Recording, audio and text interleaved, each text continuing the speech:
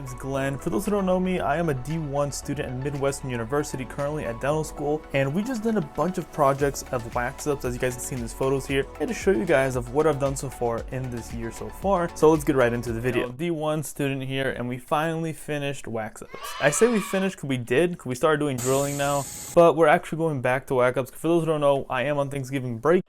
So the wax ups that we've just done, we've done a few here. So I'm showing you guys right here. So I did this one like 4 times, I believe. I believe I did this one like 3 times because they made us redo a bunch because, you know, it's practice. We need to practice and practice and practice. That quote from Vince Lombardi: practice does not make perfect, only perfect practice makes perfect. If you don't intentionally try to learn from your practice, from your work, you're not going to get better. If you're only practicing but not learning from what you're practicing, you're not going to improve until we are good enough to be able to do the practicals. In my last video, I talked about wax ups, right? I think I only showed like 2 or 3 teeth. Well, now I have a lot more to show you guys. So I have like maybe double, if not a little bit more than that, to show you guys.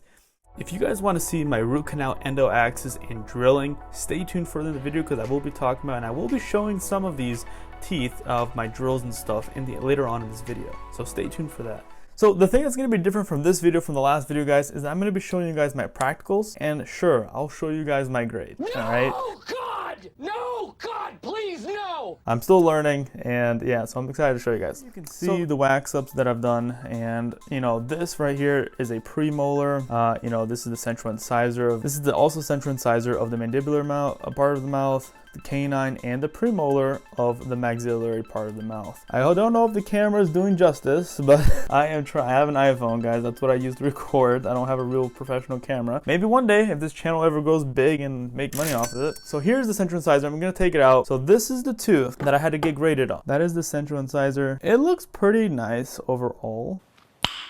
Nice. It's not the most amazing tooth. Like, this is another tooth. This is not the tooth that I was graded on. This is the one I probably practiced on before the practical. I want to say I like the way this one looks more overall, but they both have their own pros and cons. For example, this one right here, this is called incisal edge. This one's very thin. This one right here is actually perfect, this incisal edge. You want it to be thick. You don't want it to be so thin to the point that it's so thin like this. Even though it's just a little bit thinner, it tends to break more easily. That's what she said.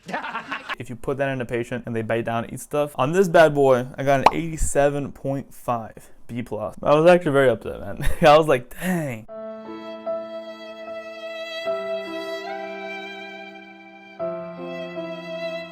And you know why I felt upset? It's because I knew I could have done better. I was like, oh, it's good enough, I'll pass. And that's exactly the mentality I had in the beginning. Find out I got a B+, and I was just like, that's not what I want, bro. I'm not happy with that. A few of my friends, they got A's. And I'm like, dang, man, I bet I could have got an A too if I had tried harder. Right? This is another tooth I want to show you guys here where I also got graded. This one was an 87.5, right? Which is the canine tooth. And I actually got a really good grade on it. I got a 94A. Which I talked to a bunch of my other friends too, and everyone, they all got the same grade as me too, 90. Pow. I'm actually very proud of this one here because I actually really tried on it, and I actually ended up going faster than when I did the central incisor. But the thing that made this different was that, one, I had a lot more practice because this is like further down in the semester. I think this central incisor took me 2 hours to complete. I believe that this tooth here, I can't remember if it took me an hour and 40 some minutes or an hour and 50. I don't want to just pass. I want to be the best dentist that I can be after I graduate 4 years from now. Well, the first thing they look at, guys, is the aesthetics, right? First of all, does it look nice? Does it look like a tooth? And I would have to say yes, they look like a tooth. This one might be a little bulky. This one's actually slightly bulky too, because when you compare it to this central incisor, slightly, I'm talking slightly bulky. I'm actually very happy with my premolars here, guys. This is a premolar right here, and this was a premolar. They were a new challenge for sure, because they're just different. This is a type of knot that does not have any wax ups, and this one has a wax up. They look pretty freaking similar. I know it's a it throws you off because it's gray, not the same color, but I feel like they look pretty freaking similar. And I'm like, wow, that looks like real teeth. So I'll be happy with this if I had this in my teeth. I honestly would. It looks pretty good. They're gonna just take it out. Actually, first they're probably gonna inspect it in here. They're checking the fossa. I know if you guys don't know the names, I'm sorry. You ask me in the comments and I can explain to them if you want. If you guys want me to make a video on anything that you guys want to learn about dental anatomy, let me know guys in the comments if you guys want to see something like that. I'll definitely make that happen. But yeah, they look at the fossa. Is it deep enough? That's what she said.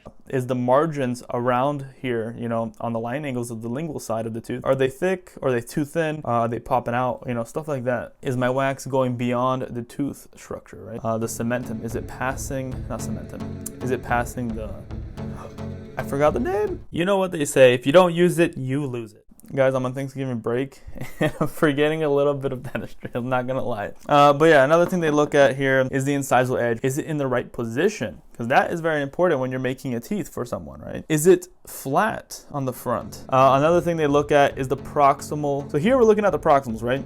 Proximals right here and proximals right here of the incisal edge. Is it touching the other tooth? Because that's what you want. You want it to touch the other tooth and you want to not be able to see through it without your loupes. If you can see through it with your naked eyes, I don't know what's happening. With my naked eyes, that's bad. It just means that food can get stuck in there and then you get cavities growing in there. You know, I actually want to put my loupes on real quick, guys. I want to see if I can see through it because I've actually never tried seeing it. Apparently I have flop. I must have just thrown it in there and just completely just did not care. Prepare for light. Hope you like that. You'll be warned again. Light is about to shine in your screen. 3, 2, 1. Hope it's not too bright, but it's pretty bright. It's a really bright light, guys. So do I see through the proximals? For the canine, I do not see it. For the central incisor, I actually do see through it. So on the distal side, I don't see anything, but on the mesial side, I do see it through the loupes. All right, guys, and that is the wax ups for the practicals that I got. So an 87.5, a 94 on the canine. I'm actually very happy with the canine. What was my experience so far with these wax ups? I definitely feel a lot more confident. I definitely feel like I can actually do it. I feel a lot faster. I feel like it's definitely prepared me for the real thing, which is going to be composites, amalgams. All right, guys, a little sneak peek here that I want to show. I'm going to show you just one of the 3 teeth here. A root canal endo access. It's a hole in the tooth. Don't even know if you guys can see it that well. All right, whatever. I give up. But you guys can see it here. Basically, I was able to get in there. I was able to get my tool to just touch the pulp horn of the root canal. The nerve bundle that's right here, guys. You can't see it because it's just not seeable. This is actually not a perfect hole. I believe they told me I made it too big, so not good. So, but it was my first time. So, you know, we all make huge mistakes in the beginning. All right, guys, this is like the box where we keep these things, where we keep these typodonts. We put it in here. Showing you one of the drillings that I've done. This will be a future video that I'll talk about my experience, how it went. So this is when we actually came in with the handpiece. That's what we call the machine, and we actually had to drill. I know the camera sucks. The camera does not do its justice, bro. This is what I got for you guys, and I can't make it any better. But you guys can see it. There's like a hole in there. We had to like make sure we don't go too deep, don't go too far off around, you know, don't touch the tooth here. And it was very interesting, very fun to do drilling. For those who know, I have an Instagram. I post every so often on there. People actually start following me on Instagram. I'll start posting stuff on dentistry, all right? I'll try to post twice a week or something, show a story of what I'm doing in class currently that day. Tell me what you guys want to see, what you guys want me to do. If you're a student who is currently applying to dental school, what I did, what was the pathway, you know, watch this video right here, guys. Seriously, watch it.